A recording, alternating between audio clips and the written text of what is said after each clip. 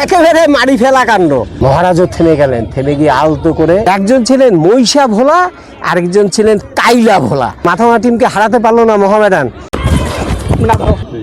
ইলিশ মাছ খেয়েছি। আমার টিম পরশুদিন ISL জিতেছে। একেবারে মারি ফেলা কাণ্ড।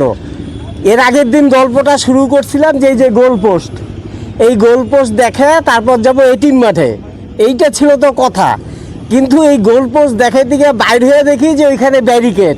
কি ব্যাপার, ভোটের দামামা বাজে গেছে। ভোটের দামামা বলতে পুরা বাস দিয়ে ব্যারিকেড, এবং এখনও দেখেন তার প্রমাণ আছে যে CRPF এর গাড়ি টাড়ি সমস্ত সেন্ট্রাল ফোর্সে ভর্তি। ওই মাঠে যাইতে পারলাম না। তাইলে এই যে সব সেন্ট্রাল ফোর্স দেখেন এখনও আছে, কিন্তু এখন হচ্ছে ভোটের ফলাফল প্রকাশ হয়ে গেছে, নতুন সরকার গঠন হয়েছে এবং সব এখন ফাঁকা। এখন মোটামুটি আবার আমাদের গল্প শুরু করা যায়, কারণ এতদিন যা ভোটের গল্প, রাজনীতির গল্প, তার মধ্যে আমার এই গল্প কতদূরকে খাবে, কতদূর শুনবে, সেটা আমার মনে যথেষ্ট সন্দেহ ছিল।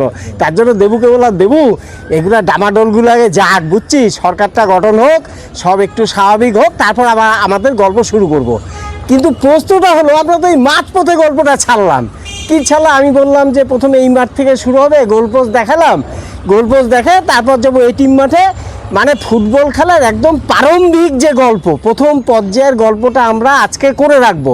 তারপরে যখন বিস্তারিত যখন মাথাভাঙার খেলাধুলার ইতিহাস নিয়ে যাব, তখন এটাকে কাটাছেঁড়া করে বিভিন্ন পর্যায়ে যে গল্পগুলো, সেগুলোতে আমরা কাহিনিগুলোতে যাব। তা সেই প্রাথমিক কথাটাই তো বলা হয়নি। এই যে বললাম ভোটের জন্য আমরা আজকে একটু ফুরসত পেলাম যে আজকে আমরা গল্পটা শুরু করি।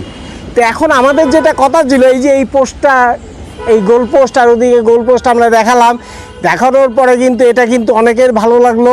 তবে সব থেকে মানে আমি যে ইনফরমেশন পেলাম, সেই ইনফরমেশনটা আপনাদের সঙ্গে একটু শেয়ার করে নিই, মানে জানিয়ে রাখি আর কি। সেটা হচ্ছে, আমি যখন এই পোস্টের কিছুদিন পরে যখন বাজারে যাচ্ছিলাম, তখন দেখি আমাদের শ্রদ্ধেয় মরণ সরকার, খেলাধুলার মানুষ, যাকে আমরা স্বপন সরকার বলে জানি, সে আমাকে ডাকলো, এই যে তো শোন শোন শোন। গেলাম, বলো দাদা কী হয়েছে? আমি যে এইগুলো নিয়ে কিছু একটা বলবে। হ্যাঁ, বলো যে শোন, তোর ইনফরমেশনে একটু ভুল আছে। আমি বললাম, কী ভুল? কয় কি, তুই যে বললি না যে গাছ তিনটা, এই গাছ তিনটা হচ্ছে ছোট চারা গাছ পুঁতছিল, আসলে সেইটা ছিল না।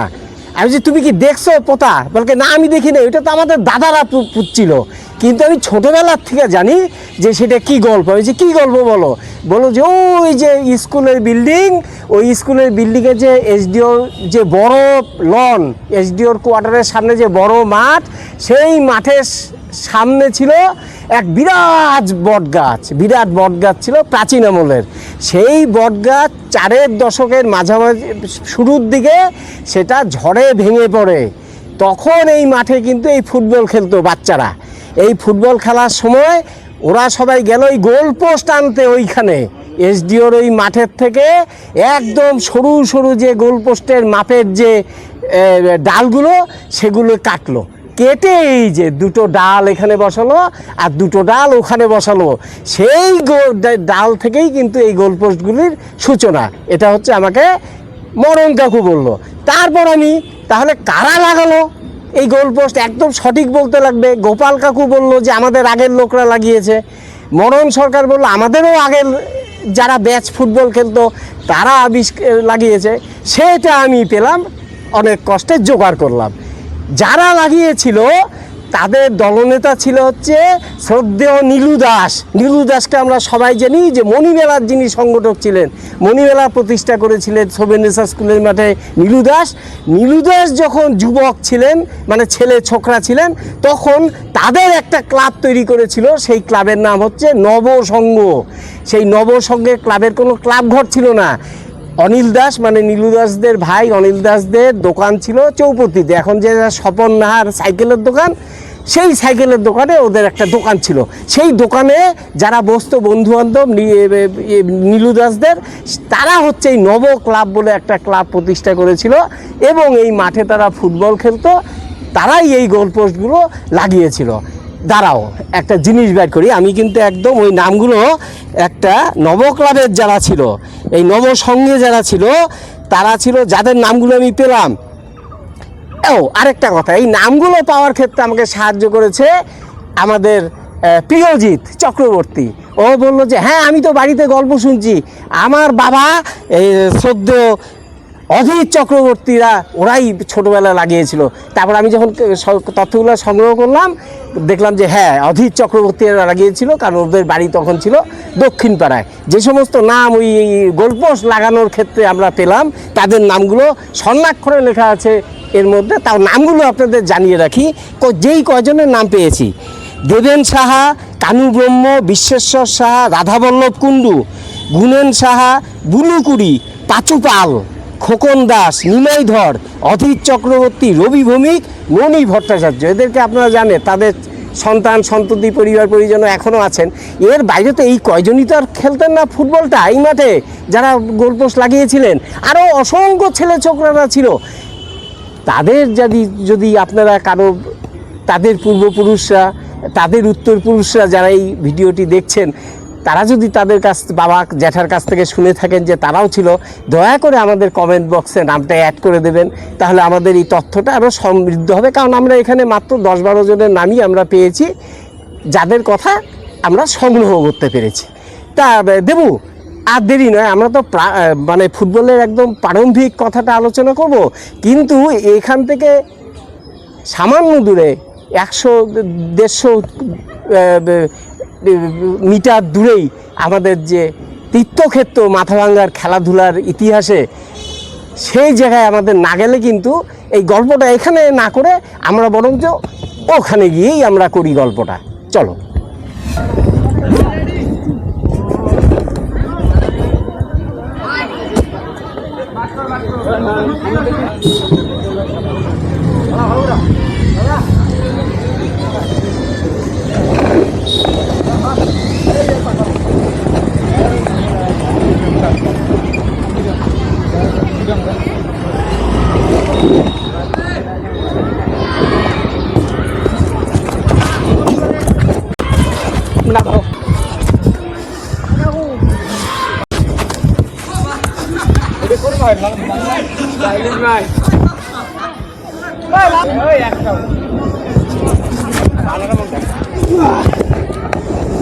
দেখো সারা মাঠ কেমন ভর্তি।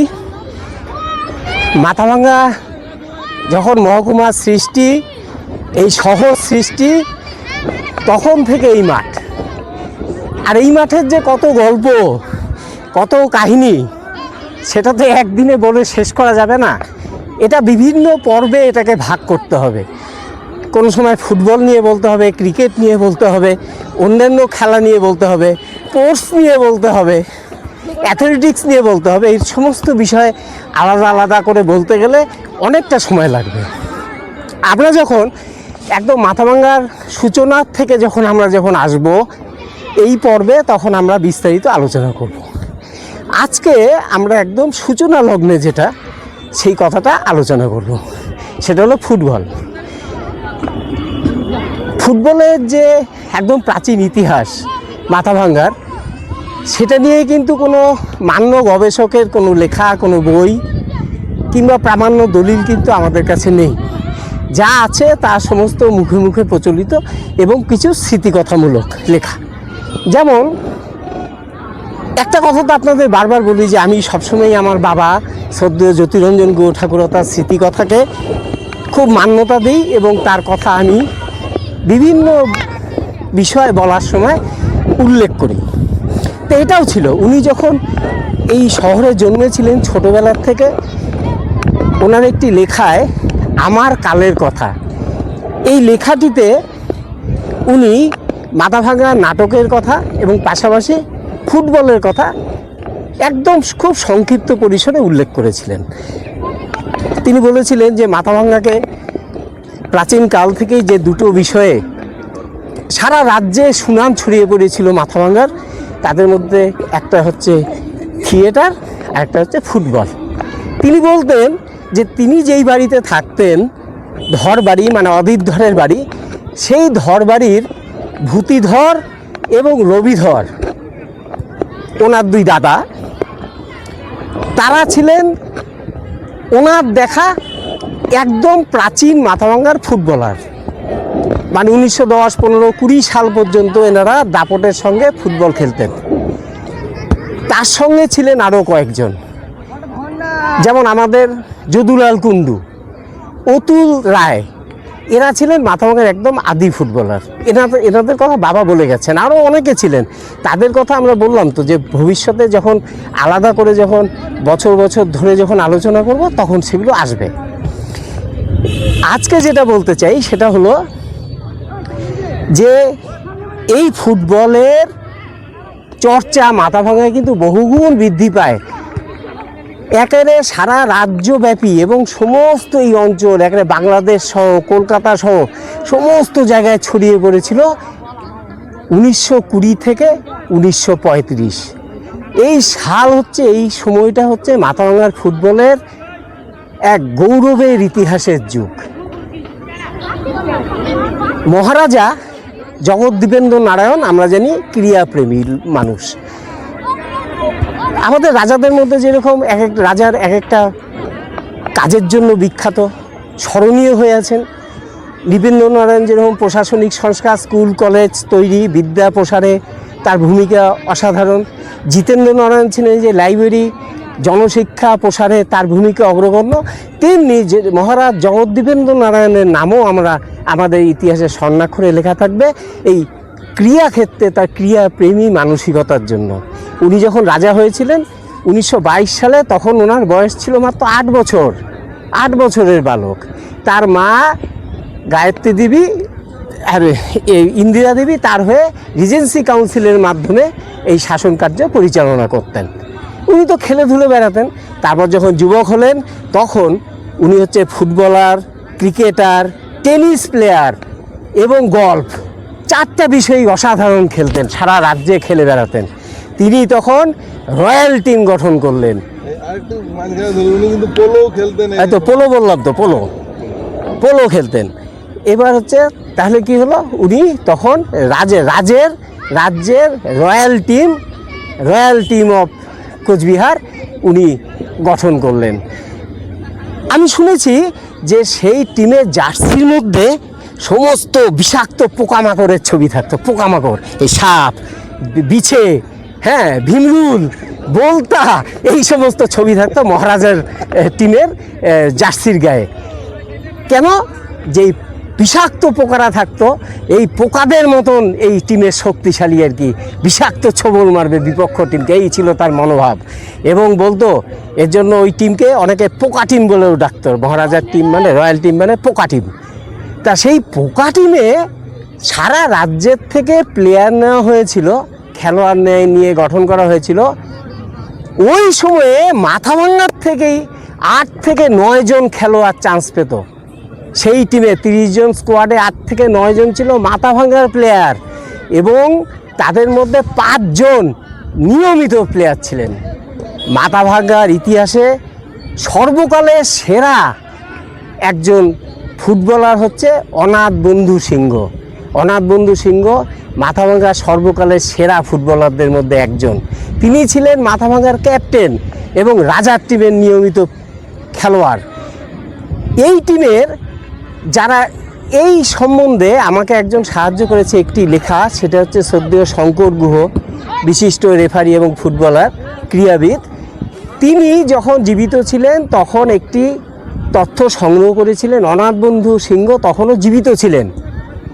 তার কাছ থেকে শঙ্করদা যেই তথ্যগুলো পেয়েছিলেন যে কে কে খেলতো সেই 20 থেকে 35 সালে অনাথ বন্ধু সিংহদের সঙ্গে, সেই তালিকাটাও আমি মুখে বললে কয়েকটা নাম গন্ডগোল হয়ে যাবে, আমি দেবো, এটাও একটু দেখে বলি যে এই লিস্টটা কতগুলো নাম আমরা পেয়েছি। আমরা যেটা পেয়েছি সেটা হচ্ছে অনাথ বন্ধু সিংহ,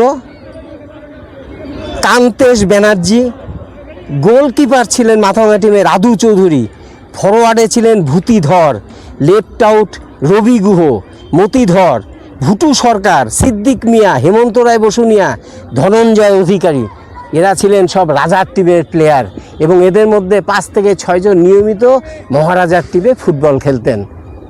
এদের সম্পর্কে আমি শুনেছি যে একজন ছিলেন মহিষা ভোলা, আরেকজন ছিলেন কাইলা ভোলা। মহিষা ভোলা হচ্ছে ভোলা গুহ, আর কাইলা ভোলা হচ্ছে ভোলা রায়। মহিষা ভোলা আর কাইলা ভোলা দুইজন দুই টিমে খেলতেন। যেদিনকে খেলা হতো সারা এটিম মাঠ, সারা শহর পড়তো দুই ভোলার লড়াই দেখতে। এবং লড়াই কি, দুইজন যখন কিক মারবে ওই মাথার থেকে কিক কত উপর দিয়ে গিয়ে পড়বে, আবার তার থেকে উপরে শট মারবে অত উপর দিয়ে, কত উপর দিয়ে পড়বে। ভূমিকম্পদা রবি গুহ, তার নাম ছিল ভূমিকম্প, মানে সে যখন চলতো দৌড়াতো আর কি, তখন হচ্ছে মাঠ বলে থর থর করে কাঁপতো, এর জন্য তার নাম ছিল ভূমিকম্পদা। আমার কি ছিল, আদু চৌধুরী গোলকিপার, এবং কান্তেশ বাবু আর আমাদের বাবু মানে অনাথ বন্ধু সিংহ, এই দুজনেই কিন্তু পরবর্তীকালে কলকাতার এলিট লিগে, ইংরেজরা তৈরি করেছিল এলিট লিগ, এখন যেরকম ফার্স্ট ক্লাস লিগ, সেই এলিট লিগে দুটো দলে কিন্তু খেলার সুযোগ পেয়েছিল। এই যে মাথাভাঙ্গার টিম, ফুটবল টিম বাইরে বিভিন্ন টুর্নামেন্টে খেলতে যেত। তখন দিনাজপুরে, অবিভক্ত দিনাজপুরে, মানে এখন যেটা বাংলাদেশের অংশ, সেই দিনাজপুরে একটি বিখ্যাত শিল্ড প্রতিযোগিতা ছিল, তার নাম ছিল নরনারায়ণ কাপ। এটা আমি বাবার কাছ থেকে শুনেছি। নরনারায়ণ কাপে চ্যাম্পিয়ন হয়েছিল মাথাভাঙ্গার দল, শিল্ড চ্যাম্পিয়ন নরনারায়ণে মাথাভাঙ্গার দল 4-এর দশকে। সে বছরই আরেকটি টুর্নামেন্টে মোহামেডান ক্লাব খেলতে এসেছিল, সেখানেও মাথাভাঙ্গার টিম ছিল। এবং মাথাভাঙ্গা ক্লাব প্রথম দিন সমস্ত মানে গোললেস ড্র, দুই টিম, মাথাভাঙ্গা টিমকে হারাতে পারলো না মোহামেডান। তারপরের দিন সকালবেলা আবার খেলা হলো, ক্ষত বিক্ষত সমস্ত পা, কারো বুট, অর্ধেক লোকের বুট নেই, সেই নিকাব দিয়ে দিয়ে কোনো মতে খেলেছে। হ্যাঁ, তখন 1 গোলে মোহামেডান টিম জিতলো, সেই শিল্ড জিতলো। এবং তারপরে এসে মোহামেডানের সর্বকালের সেরা, অন্যতম সেরা খেলোয়াড় সামাদ, আপনারা সবাই নাম শুনেছেন সামাদ, সেই সামাদ এসে জড়িয়ে ধরে মাথাভাঙ্গার প্লেয়ারদের, বলকে হ্যাঁ তুম লোক শের কা বাচ্চা হ্যায়, শের কা বাচ্চা। তারপর এই খবর যখন মাথাভাঙ্গা এলো, এইরকম বীরত্বের সঙ্গে খেলেছে, সারা মাথাভাঙ্গা সেই ফুটবল দলকে বরণ করে নিল। কেন নিল? যে এত সুন্দর খেলার জন্য। এবার কয়েকজন খেলোয়াড়ের কথা যেটা আমরা জানি সেটা আমরা বলি। মহিষা ভোলা, কালো ভোলা তো বললামই, ভোলা গুহ, ভোলা রায়। আরেকজন ছিল ধনঞ্জয় অধিকারী। ধনঞ্জয় অধিকারী, অনেকে বলতো গোলকানা অধিকারী। কেন? যে ও যখন গোল এই সবাইকে কাটাবে, সবাইকে ছাই করে কাটালো, গোলের পাশে গিয়ে গোল করতে পারতো না, এর জন্য ওর নাম হচ্ছে গোলকানা। কিন্তু তাও নামাতো, কারণ গোল সে করবেই। আর ছিল হচ্ছে আমাদের রঞ্জিত বসুনিয়ার বাবা, হ্যাঁ, বসন্ত রায়, বসন্ত বসুনিয়া, তিনিও ছিলেন তখনকার দিনের একজন বিখ্যাত প্লেয়ার। তা আরও যে বিখ্যাত প্লেয়ারের নামগুলো বললাম, তাদের মধ্যে মসজিদ বাড়ির আবাহার মিয়া ছিলেন, সিদ্দিক মিয়া ছিলেন আরও প্রাচীনকালে। সিদ্দিক মিয়া, আবাহার মিয়া, এরা ছিলেন প্রাচীন যুগের প্লেয়ার। আর হচ্ছে কি আরও কিছু নাম পেয়েছি আমি, সেই নামগুলো হচ্ছে অনাথ বন্ধু সিংহ, মসজিদ বাড়ির আবাহার মিয়া, ভোলা গুহ, ভোলা রায়, মহিষা ভোলা, কালা ভোলা, রবি গুহর নাম হচ্ছে ভূমিকম্পদা। বাইরের থেকে সবাই আসলে খোঁজ নিত ভূমিকম্পদা খেলবে নাকি আজকে, কারণ ভূমিকম্পদা খেলা মানে মারাত্মক ব্যাপার, সেই ডিফেন্সকেও ভেদ করে যেতে হবে না আর কি।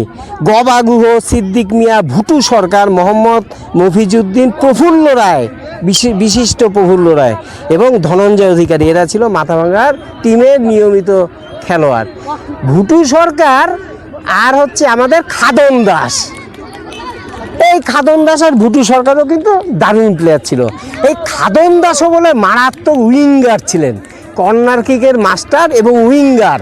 সে বলে ওই মাথায় বল ধরতো, বল ধরে সা করে দৌড়াতো, ডিফেন্ডাররা, সমস্ত প্লেয়াররা তার পেছনে, তা থামাতে পারতো না। যদি কোনো সময় কর্নার করে বল সেন্টার করলো তো করলো কি না করলো বড় কথা না, কিন্তু সে গিয়ে দর্শকদের ঘাড়ের মধ্যে গিয়ে পড়বে, কারণ তার কোনো জ্ঞান নেই। এত জোরে দৌড়াতো, নিজেকে কন্ট্রোল করতে পারতো না। উনি যখন দৌড়ে আসতো তখন নাকি দর্শকরা এমনি ভাগ হয়ে যেত, জায়গা দিয়ে দিত আর কি যাওয়ার জন্য, যে চলে যাবে অনেক দূর যাবে, ও কন্ট্রোল করতে পারবে না নিজেকে, এইরকম। আর ওদের একটা ক্লাব ছিল, এই যে ক্লাবগুলোর কথা বলি, ক্লাব হচ্ছে মাথাভাঙ্গা টাউন ক্লাব, আদি ক্লাব। যেরকম মাথাভাঙ্গা ক্লাব হচ্ছে নাটক করতো, আর মাথাভাঙ্গা টাউন ক্লাব হচ্ছে ফুটবলের টিমের নাম, সেই ক্লাবেরই ফুটবল টিমের নাম মাথাভাঙ্গা টাউন ক্লাব। এবার হলো ভূতোষ ক্লাব, বঙ্কিম ক্লাব, নব ক্লাব, এমপ্লয়িজ ক্লাব, এগুলো হচ্ছে ক্লাব, বিশেষ সব সবচেয়ে বড় বড় ক্লাব এবং বিশিষ্ট বিশিষ্ট সব খেলোয়াড়রা।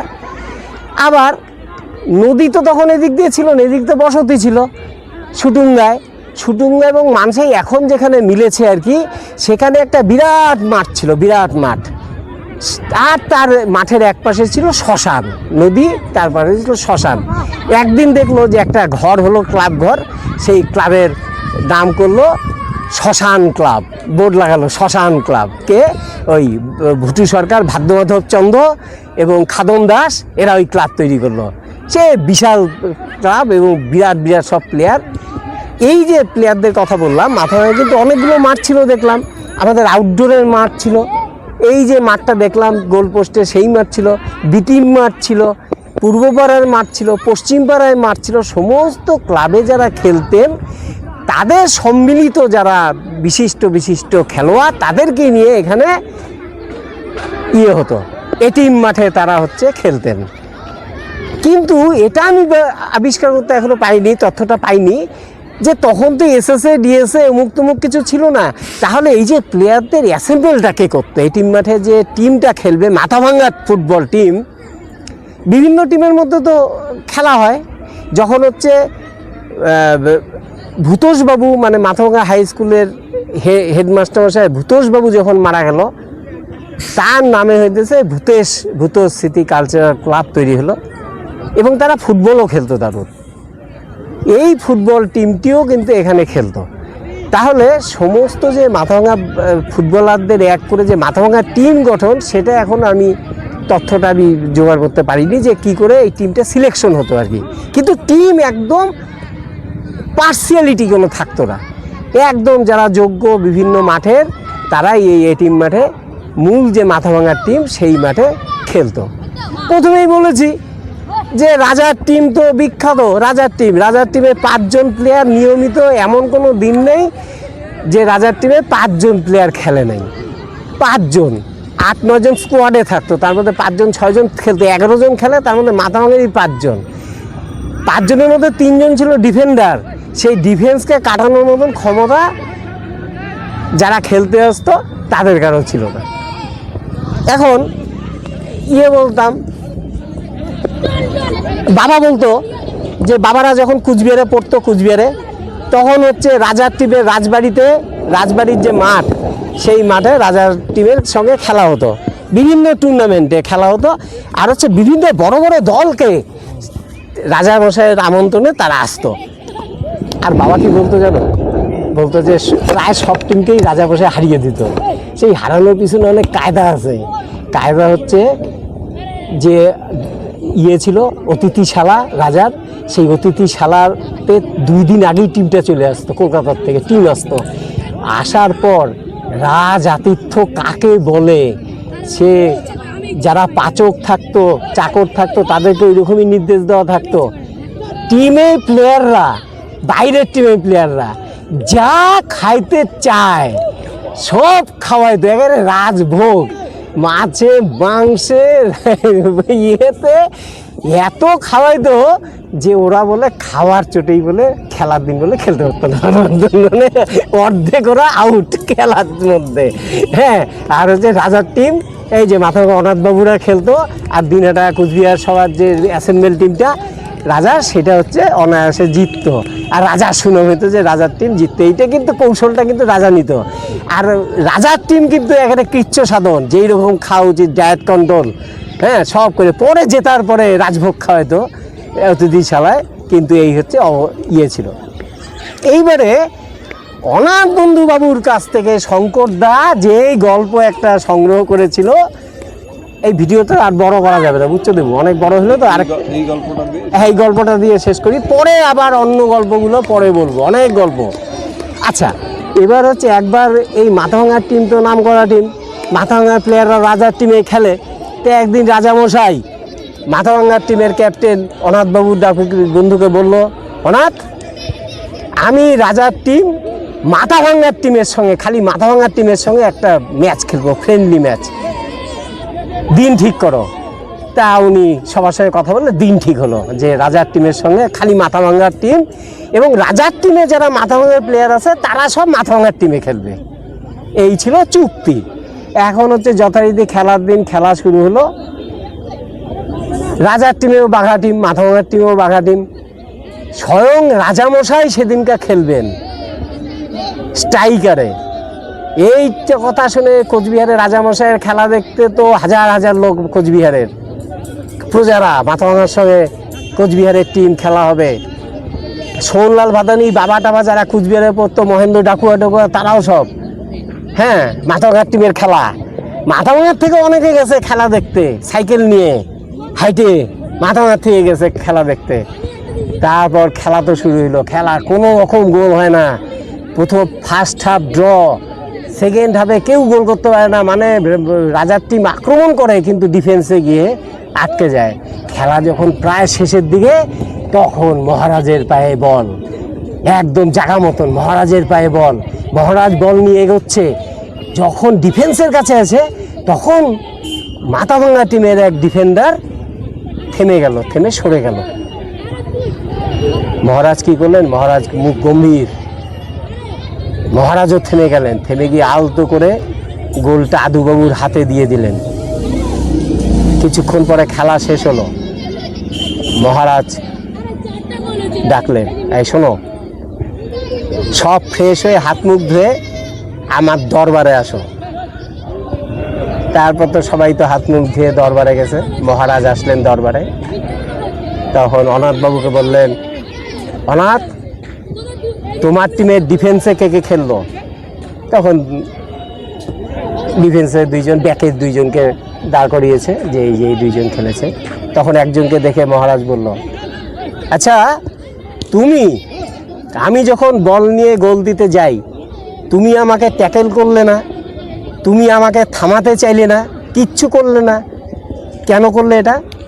তখন ও বলে, সেই ব্যাকি, মানে মাথাভাঙা ব্যাকি বলে, হুজুর, হুজুর আপনি হলেন মহারাজ, আপনার সঙ্গে খেলা, হ্যাঁ, আপনি আমাদের সবার মাথা, আপনি বল পেলেন, ভাবলাম যে গোলটা করতে দেই মহারাজকে। মহারাজ তো আরও উত্তেজিত, রক্তবর্ণ, বলে যে তুমি ফাজলামি পেয়েছো, খেলতে এসেছো তুমি, আর তুমি রাজাকে ছেড়ে দিলে বলে? তুমি শেষ দুর্গের শেষ প্রহরী, দুর্গের শেষ প্রহরী বিপদের দিনে শত্রুকে না ঠেকিয়ে দুর্গ ছেড়ে পালিয়ে যায়, তোমার শাস্তি হবে। তুমি এত বড় বিশ্বাসঘাতকতা করলে মাথাভাঙার সঙ্গে, এই দুর্গ ছেড়ে তুমি পালিয়েছ, হ্যাঁ, তোমার শাস্তি। তখন সবাইকে বলল, সবাই কালকে, সবাই অতিথিশালায় থাকবে, রাত্রিবেলা তো আসার কোনো বুদ্ধি নেই, সবাই থাকবে, এ থাকবে না, এ কালকে সকাল 8টার থেকে বিকেল পর্যন্ত আমার দরবারের সামনে বসে থাকবে, এটাই ওর শাস্তি বলে শাস্তির রায় দিয়ে উনি ভেতরে চলে গেলেন। ওরা তো সবাই সকালবেলা তো চলে এলো ধরে, তখন উনি ওই সকাল 8টার থেকে বিকেল পর্যন্ত রাজদরবারের বাইরে বসে থাকলেন।